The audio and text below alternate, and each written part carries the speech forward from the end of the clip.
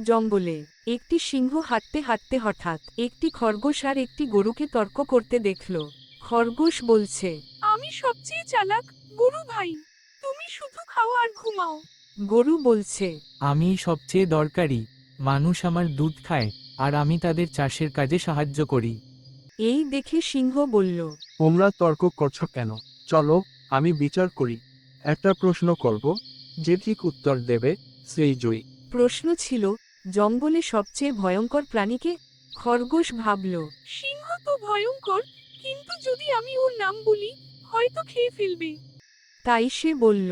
জানি না, আমি তো ছোট প্রাণী। গরু সাহস করে বলল। অবশ্যই আপনি, সিংহ মহাশয়।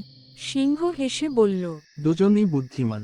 খরগোশ নিজের প্রাণ বাঁচাতে চুপ ছিল, আর গরু আমার মন জয় করল। চলো, আজ তোমাদের জন্য শিকার করব, সবাই মিলে খাবো। সেদিন থেকে জঙ্গলে একটা নিয়ম হয়ে গেল, বুদ্ধি আর নম্রতা থাকলে সিংহের ভয় নেই।